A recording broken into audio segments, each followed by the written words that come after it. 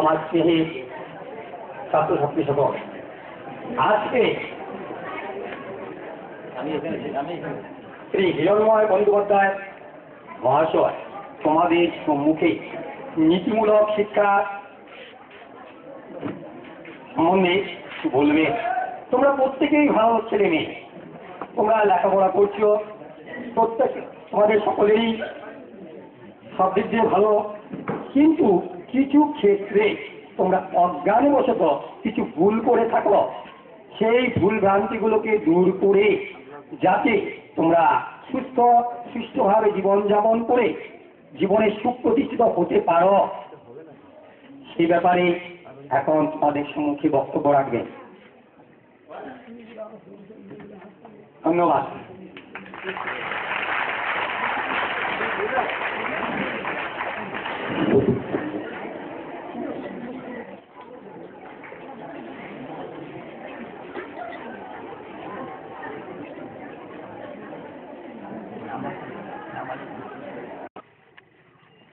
তৎসাথে সহশিক্ষক মন্ডলী, শিক্ষা কর্মীবৃন্দ, বিদ্যার্থীগণ,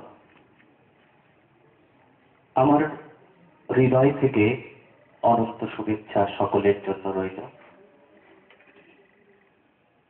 green mind society সবুজ মন সভা বা সমিতি বা কমিটি, তার তরফ থেকে, এনজিওর তরফ থেকে আজকের বিশেষ শিক্ষার একটা ক্লাস। সমাজের মধ্যে আজকে যে প্রকার উচ্ছৃঙ্খলতা, যে প্রকার অসামাজিক কাজকর্ম, নেশার প্রবণতা ধীরে ধীরে বাড়ছে, পিতামাতার প্রতি শ্রদ্ধা অনেকের একেবারেই নেই। যেটা উচিত সেই উচিতের কাছে ছাত্ররা কম যাচ্ছে, যেটা অন্যায় সেটাই করছে। ছাত্রনাং অধ্যয়নং তপ, ছাত্রদের অধ্যয়নই তপস্যা। তপস্যা শব্দে আমরা যে অর্থটা পাই, ছাত্রের অধ্যয়নই তপস্যা, পড়াশোনাই ছাত্রের তপস্যা। লক্ষ্যটা ছাত্রের পড়াশোনা হওয়া উচিত। লক্ষ্য যার অন্য কোনো কিছুতে থাকে, তার বিদ্যা অর্জন সঠিকভাবে হয়ে ওঠে না।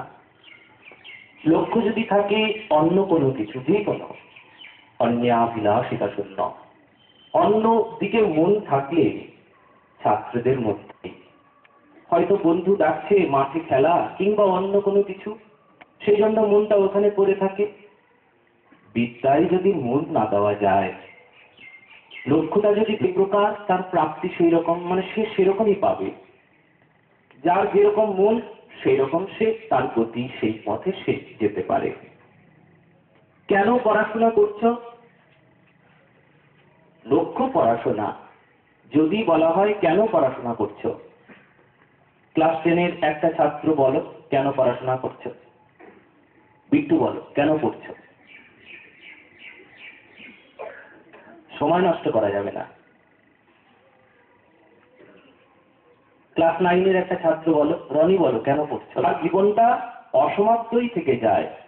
যে পিতা মাতা শিক্ষকদের শাসন, মানে শাসন শব্দটি শাস ধাতু থেকে এসেছে, জানো, যার অর্থ হলো শাসন।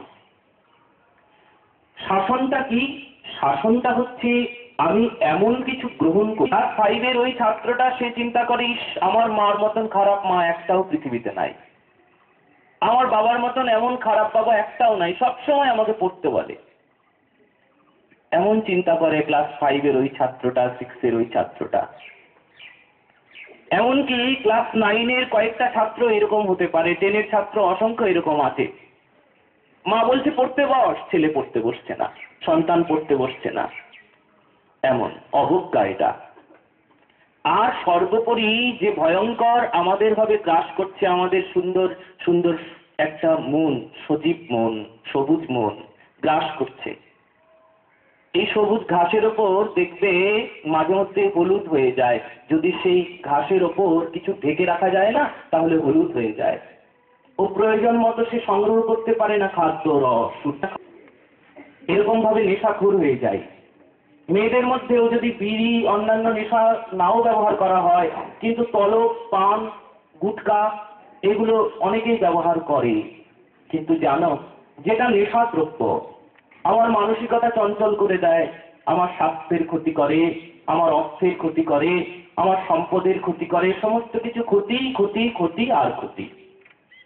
ভাবো তো, সব যেটা ক্ষতি করে সেটা যদি আমরা গ্রহণ করি তাহলে কি আমাদের ভালো হবে? বিড়ি খাওয়ার নেশা শুরু করে দিলাম, বন্ধু বলল খা, খেয়ে নিলাম। সিগারেট, খৈনি, তাম্বাকু বিভিন্ন প্রকার নেশাদ্রব্য গ্রহণ করছি। আমাদের সেটি কি হচ্ছে? ক্ষতি হচ্ছে, অন্যায় হচ্ছে। এখন লুকিয়ে লুকিয়ে খাই, কিছুদিন পরে সবার সামনে খাবো, টিচারদেরও মানবো না, বুক ফুলিয়ে খাবো। কি লজ্জাকর দৃষ্টান্ত! যে নেশা এমন ভাবে ভয়ঙ্কর ক্ষতি করে। আমরা এখন তো ছাত্র, ছোট্ট একটা শিশু, তারপর আমাদের উপরে বিশাল একটা দায়িত্ব আছে, দায়িত্বভার সমাজের, জেলা, রাজ্যের, দেশের। সবাই আমাদের দিকে হাঁ করে আছে, একটা ভালো মানুষ পাবো। ছাত্র থেকেই ভালো মানুষ তৈরি হয়, ছাত্র থেকেই উদার, মহৎ, সহানুভূতি, আদর্শ একটা মানুষ তৈরি হয় ছাত্র থেকে। হাঁ করে তাকিয়ে আছে ভারত মাতা, একটা ভালো মানুষ আসবে। এই সাপটগ্রাম, এই বেঙ্গলি স্কুল থেকেই আসবে একটা ভালো ছাত্র, যে কিনা আদর্শ হবে সমাজে, যাকে কিনা সারা ভারতবর্ষ, সারা পৃথিবী সম্মান করবে। এই এই এই স্কুল থেকে করবে। এমন জীবন তুমি করহ গঠন, মরণে হাসিবে তুমি, কাঁপিবে ভুবন। তাহলে কেমন জীবন থাকা উচিত, কেমন করা উচিত যে সারা পৃথিবী আমায় মানবে, সারা পৃথিবী আমার জন্য কাঁদবে? কি করা উচিত? একটা সাধারণ একটা ছেলে মেয়ে কিংবা সাধারণ একটা মানুষ মরে গেলে বেশি জন কাঁদে না, কয়েকজন কাঁদে, তারপর ভুলে যায়। আর দেখো তো, স্বর্গীয় ডক্টর হাজারিকা, সারা পৃথিবী কাঁদছে তার জন্য। কি সুন্দর তার লেখনী, কি সুন্দর তার অপূর্ব কণ্ঠ, কি সুন্দর তার সুধাময়ী কণ্ঠ, পবিত্র কণ্ঠস্বর সারা পৃথিবীকে যেন মোহিত করে, সুন্দর করে, একটা সুন্দর রাস্তা দেখিয়ে দেয় মানুষ মানুষের জন্য, জীবন জীবনের জন্য। এই পেছন পেছন সবাই যায়, রাজার পেছন পেছন যশ, টাকা, অর্থ, খ্যাতি, সম্মান, মন্ত্রী, সবাই পেছন পেছন যায় সম্মানগুলো। রাজা বলছে সবাই আমার পেছন পেছন আসো, বলতে হয় রাজার পেছন সবাই যায়। ঠিক তেমনি একটা ভালো মানুষের পেছনে সবাই যায়, যে কিনা সত্যিকারের শিক্ষিত, যে কিনা সত্যিকারের একটা ভালো মানুষ, পবিত্র মানব, তার পেছনে সবাই থাকে। সে টাকার পেছনে যাবে না, অর্থের পেছনে যে যায় সে তো মূল লক্ষ্য টাকা পয়সা রোজগার করব। এমন ডাক্তার আছে, আমি তোমাদের সামনে উদাহরণ দিচ্ছি, হাওড়াতে হার্ট স্পেশালিস্ট ডাক্তার বলছে, হ্যাঁ গো, এই তোমার এই প্রেসক্রিপশনটা হাতে নিলে আমাকে 500 টাকা দিতে হবে। ভীষণ গরিব বেচারা, 300 টাকা দিয়ে ডাক্তারের হাতে দিলেন। ডাক্তার বললেন যে না, যে বিদ্যার্থী শিক্ষকের কথা শোনে না, তুমিও চিন্তা করলে যে আমি তার মতন হব। কেন? এটা কেন মনে আসবে? আমি খারাপ কাজ করব, আমি বাবা মার কথা শুনবো না, আমি অন্যায় করব, আমিও ঠিক একটু খৈনি খাওয়া শিখি, একটু তলব খাওয়া শিখি, একটু বিড়ি খাওয়া শিখি, আবার নিয়ে যাবে, তাহলে তো আমার লক্ষ্য স্থির হলো না। প্রথমেই বলা হয়েছে ছাত্রনাং অধ্যয়নং তপ, ছাত্রদের অধ্যয়নই তপস্যা, পড়াশোনাই মূল লক্ষ্য। কিন্তু পড়াশোনা কেন করব? সবার লক্ষ্যটা এই দিকে থাকবে, ধ্যান দেবে কথাতে, অন্যদিকে ধ্যান দেবে না। আমি সাথে সাথেই প্রশ্ন করব, ছাত্রদের লক্ষ্য কি থাকা উচিত? তুমি বলো। হ্যাঁ, এই তো ভুলে গেলে, অন্যদিকে লক্ষ্য দিয়েছ। দেখো, এতেই প্রমাণ। লক্ষ্যটা যদি কথায় না থাকে তাহলে কথাগুলো শোনা যায় না, লক্ষ্যটা যদি পড়ায় না থাকে, তুমি শতবার পড়ছো। একটা বিদ্যার্থী ছিল ক্লাস 10-এ, এই ভাইরাস, হোয়াট ইজ ভাইরাস? ভাইরাসের ডেফিনেশন করছে, নিউক্লিওপ্রোটিন দ্বারা গঠিত অকোষীয় রোগ সৃষ্টিকারী সূক্ষ্মাতি সূক্ষ্ম কেবল ইলেকট্রন অনুবীক্ষণ যন্ত্র দ্বারা দৃশ্য জীব ও জড়ের মধ্যবর্তী পর্যায়ের এক প্রকার বস্তুকে ভাইরাস বলে। নিউক্লিওপ্রোটিন দ্বারা গঠিত অকোষীয় রোগ সৃষ্টিকারী সূক্ষ্মাতি সূক্ষ্ম, মানে এতবার পড়ছে। জিজ্ঞেস করলাম, অন্ততপক্ষে 15 মিনিট ওটা বারবার পড়ছে সেই সংজ্ঞাটি। জিজ্ঞেস করলাম, এই ভাইরাস কাকে বলে এবার বলতো? কেন বলতো? তার পেছনে কারণ কি? লক্ষ্যটা তার ভাইরাসে ছিল না। হ্যাঁ, লক্ষ্যটা সে যতই পড়ুক আমার পড়তে হবে। যখন এমন করে বাবা মা এমন সময় এমন কিছু বলে, জোর করে পড়াতে বসায়, কিন্তু যতক্ষণ পর্যন্ত পিতামাতাকে এই দিকে অগ্রসর হওয়া উচিত যে ছাত্রটা যখন, সন্তানটা যখন পড়তে বসছে না, তার পেছনে কি কি কারণ হতে পারে। কিছু একটা কারণ, হাতে একটা চকলেট দিলাম, পড়তে বসলো, কিন্তু সে ওই মন ভোলানো পড়াতেও উপকার হলো না। কিন্তু তোমরা তো বোঝো, ক্লাস 5-এর ছাত্র, ক্লাস 10-এর ছাত্র, 5 থেকে 10, এইটুকু তো তোমাদের বুদ্ধি আছে। না পড়লে আমার ক্ষতি। যতদিন এই বোধ দিতে, সমাজের ক্ষতি না দেশের ক্ষতি? কেন তোমার ক্ষতি বলো? তার আগের একজন বলো, পড়াশোনা না করলে কার ক্ষতি? কেন তোমার ক্ষতি? পড়াশোনা না করলে তোমার ক্ষতি কেন? ক্লাস 9-এর একজন ছাত্র বলো, ক্লাস 9-এর, যে পড়াশোনা না করলে তোমার ক্ষতি কেন?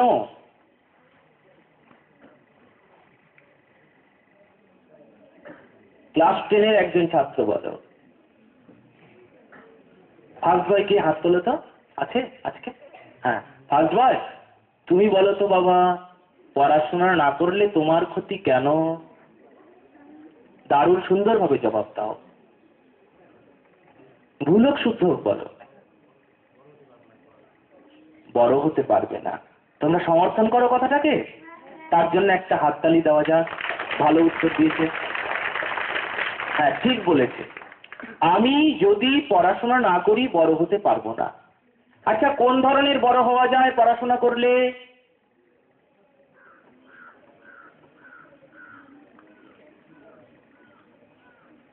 কোন ধরনের বড় হওয়া যায়? হ্যাঁ বলো বলো বলো। সে কোনো অসুবিধা নেই, কিন্তু মানসিকতা অনেকের ভালো হচ্ছে না। আমরা তো ভালো হব, শিক্ষক হলেও আদর্শ হব, এগুলো প্রতিজ্ঞা গো আজকে। শিক্ষক হলেও আদর্শ হব, সুন্দর একটা মানুষ হব। ডাক্তার হলেও আদর্শ হব, কবি হলেও আদর্শ হব, গায়ক হলেও আদর্শ হব, উকিল হলেও আদর্শ হব। যার যেটি লক্ষ্য, কিন্তু আদর্শ হওয়া মূল লক্ষ্য থাকা উচিত। ভালো হওয়া এটা মূল লক্ষ্য থাকা উচিত। কারণ আমাদের সমাজে এই প্রকার দৃষ্টান্ত ভুরি ভুরি আছে। আমরা শিক্ষিত হই, কিন্তু শিক্ষিত হওয়ার সঙ্গে সঙ্গে আমরা চোর হয়ে যাই। শিক্ষিত কিন্তু চোর। যে শীত করে পকেট মার করে সেও চোর, কিন্তু যে শিক্ষিত হয়ে চুরি করে তার মতন পাপী কেউ আছে নাকি? শিক্ষিত হয়েও চুরি করে। তা তোমরা কি শিক্ষিত চোর হবে? তাহলে এখন থেকে চুরি করা কেন শিখছো? সময় চুরি করছো, সময়টা চুরি করছো। আমি চারিদিকে তাকিয়ে দেখি যে শুধু শুধু কতজনকে বলি, এই এখানে দাঁড়িয়ে আছে আমি অনেকগুলো, তাদেরকে বলি কি যে আজকে স্কুল গেলি না কেন? অমুক একটা অজুহাত বার করে দিল। শুধু শুধু সময় কাটাবে। ওই শাহনগরের মাঠটা আছে, সেখানে বসে থাকবে এরকম করে 3-4 জন বন্ধু। কি লাভ হবে? তা এখন থেকেই যদি সময় চুরি করো, এই সময় পাওয়া যাবে? এক একটা সময়ের বড় সুন্দর মূল্য। কখন সময়ের মূল্য বুঝতে পারা যায় জানো? যখন সামনে সময় থাকে না। পরীক্ষার সামনে ছাত্ররা, ওই বাপরে বাপ কি পড়াশোনা, সারা বছর একটুকু পড়াশোনা করবে না, পরীক্ষার আগে ওরে বাবা কি পড়াশোনা, তখন বলে যায় ইস আরেকটা যদি 3 দিন যদি সময় থাকতো, পরীক্ষার ম্যাথের আগে একদিন ফাঁকা নেই, ইস তখন টিচাররা জানি কেমন, ইস একদিন ফাঁকা দেওয়া উচিত না, হ্যাঁ বাংলা পরীক্ষার আগে একদিন ফাঁকা রাখা উচিত না, কিচ্ছু বোঝে না। কিন্তু সেটা আমার দোষ, আমি জানি না, তার মানে পরীক্ষার আগের দিন পড়ার কথা আমার, তাই কি? এটা কিন্তু কোনোদিনও কথা নয়। এখন থেকে ঠিক আমি লিখে নেব, প্রত্যেকেই লিখে নেবে, এখন থেকে ঘরে গিয়ে সেই মূল্যটুকু বোঝা যে একটা সময় অপচয় করা চলবে না, চলবে না, চলবে না। সময়ের দারুণ মূল্য। আর তার মধ্যে একটা সামনে তো দাঁড়িয়ে আছে প্রকাণ্ড একটা অদৃশ্য বিষয়, তার নাম মৃত্যু, মরণ। যখন তখন মরতে পারি, তার জন্য তো ভালো কাজ করে যাই। বলে ভালো কাজ এখন থেকে করব কেমন করে? এখন তো আমরা ছাত্র, বলে ছাত্র হলেও যে শিক্ষকটি বলে যে ওই ছাত্রটা বড় সুন্দর, ছাত্রটার জন্য কান্না পায়। আমাদের এখানে একজন এখন আমাদের সম্মুখে নেই, আজকে তোমাদের ক্লাস নেওয়া হচ্ছে, এটা যদি জানতে পারতেন তিনি বড় খুশি হতেন। ডক্টর শাসমল, তিনি বড় আনন্দিত হতেন। এনার সঙ্গে কথা বলতে বলতে শঙ্করাচার্যের একটা ঘটনাকে মনে পড়ে গেছিল। আমি বলছিলাম শঙ্করাচার্য একদিন তার প্রিয় শিষ্য বিদ্যার্থীর অনুপস্থিতিতে সে বলছে আজকে ক্লাস নিতে পারলাম না। শঙ্করাচার্য বলছেন, কেঁদে ফেলেছেন, তুই কেন এলি না, কেন ক্লাসে এলি না, শ্রেণীকক্ষে কেন এলি না তুই, তোর জন্য আমি আজকে ক্লাস নিতে পারলাম না। গুরুদেব কাঁদছেন শিষ্যের জন্য, শিক্ষক কাঁদছেন বিদ্যার্থীর জন্য, অভাবে কাঁদছেন। প্রফেসর বলছিলেন এটা বলবো না, কে কে পান খাওয়া হাত তোলো, কে কে জর্দা খাওয়া হাত তোলো, আমি বলবো না, কারণ এখানে তোমাদের শ্রদ্ধেয় শিক্ষকরা আছেন, তাদের সামনে তোমরা লজ্জা পাবে, বলবো না। শুধু এইটুকু বলবো, আজ থেকে ঠিক স্কুল থেকে বেরিয়ে স্কুলে ফেলবে না অপবিত্র জিনিস। স্কুল তো বিদ্যালয়, স্কুল বিদ্যার মন্দির। বিদ্যা হচ্ছেন সেই এমন বিষয় যা কিনা মানুষ দুর্ভাগ্যকে দূরে ফেলে সৌভাগ্যের কাছে যায়, তার নাম বিদ্যা। যা কিনা অন্ধকার দূর করে দেয় তা বিদ্যা, যা কিনা সূর্যের মতন আলো তা বিদ্যা। কেমন বিদ্যা জানো? সূর্যের আলো তো দৃশ্যমান জগতের সমস্ত অন্ধকারকে দূর করে দেয়। সূর্যের উপস্থিতি, সূর্য যখন উদিত হন কিংবা তার আগের থেকেই দেখো চারিদিক অন্ধকার কেমন করে চলে গেল। কিন্তু সূর্যের আলো অনেক জায়গায় ঢুকতে পারে না, যেমন অন্ধকার গহ্বর আছে না, গুহার মধ্যে সূর্যের আলো ঢুকতে পারে না, সেখানে অন্ধকারই থাকে। কিন্তু বিদ্যাকে বলা হয় সূর্যের চাইতে বেশি আলো, যা কিনা অন্ধকার গুহার মধ্যেও ঢুকে যায়।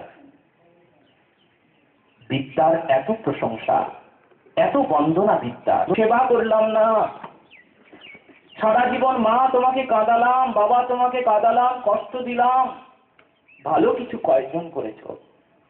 ভাবো তো, একজন বিদ্যার্থীর কথা শুনবে, ক্লাস 7-এর এক ছাত্র। শোনো, রোজ 5 টাকা করে দেয় বাবা, 3 টাকা গাড়ি ভাড়া আর 2 টাকা নে তুই নিয়ে যা, খেতে হবে অনেক দূর, টিফিন খাবি। ছেলেটা কি করে জানো? ভীষণ গরিব করে, রোজ সেই 5 টাকা জমিয়ে রাখে। বাবা বারবার বলে যে ইস, আমার যদি একটা সাইকেল হতো কত ভালো হতো, একটা যদি সাইকেল থাকতো কত উপকার হতো। 1 বছর পর জন্মদিনে তো সবাই বাবাকে কেউ কিছু দেয় না, আমাকে তো কতজন কিছু দেয়, কেউ ডট পেন দেয়, কেউ খাতা দেয়, কেউ 10 টাকা করে দেয়। জমিয়ে রেখে রেখে একটা সাইকেল নিয়ে এসছে। বাবা আমি তোমার জন্মদিনে একটা গিফট করব তোমাকে। বাবা মনে করেছে হয়তো একটা কিছু দেবে দেবে, 5-10 টাকা দামে একটা সাইকেল নিয়ে এসে বাবার সম্মুখে দাঁড় করিয়েছে। বাবা এই সাইকেলটা দিলাম। বাবা তুই টাকা কোথায় পেলি? কেন বাবা, রোজ যে তুমি আমায় 5 টাকা করে দিতে, বাবা সে তো গাড়ি ভাড়ার জন্যে। বলে বাবা আমি রোজ হেঁটে হেঁটে যেতাম, 9:30টায় হাঁটা শুরু করতাম, তারপর 10টা 15তে গিয়ে স্কুলে উঠতাম। আর আমি রোজ ওই 5 টাকা জমিয়ে রেখেছি তোমাকে কিছু দেব বলে। সারা জীবন তুমি আমার জন্য কত কি করলে বাবা, আমি এইটুকু করতে পারবো না? কি গো, তোমাদের হাততালি দিতে কি শিখিয়ে দিতে হয় এই কথায়? একে বলে আদর্শ। ছাত্র আদর্শ হয় গো। শিক্ষক যেমন আদর্শ হয়, ছাত্রও ঠিক তেমনি আদর্শ হয়। একটা মানুষ আদর্শ হয়। তোমাদের যদি অসুবিধা হয় একটু বসে পড়ো, আর কয়েক মিনিট ক্লাস হবে, একটু বসো। তোমাদের অসুবিধা হলে বসে পড়ো। আচ্ছা, যার যার অসুবিধা হয় বসো, কোনো অসুবিধা নেই, সময় নষ্ট করা যাবে না। তো বাবা তখন কি করলো জানো? কথা নয়, একদম চুপ। কারণ কথা বললে এই কথাগুলো শুনতে পারবে না। এই সাপোর্টগ্রাম কলেজে আমি সেখানে ক্লাস নিতে গেলাম, সেই প্রত্যেকটা স্টুডেন্ট তারা লিখলো শেষে। কি কি লিখলো জানো? কি কি বললো জানো? তারা বলল, এমন কথা যদি মাঝে মধ্যেই শুনতাম তাহলে অনেক ভালো হয়ে যেতাম। কি গো, তার জন্য একটা হাততালি দাও। হ্যাঁ, ছাত্রগুলো বলছে তোমাদের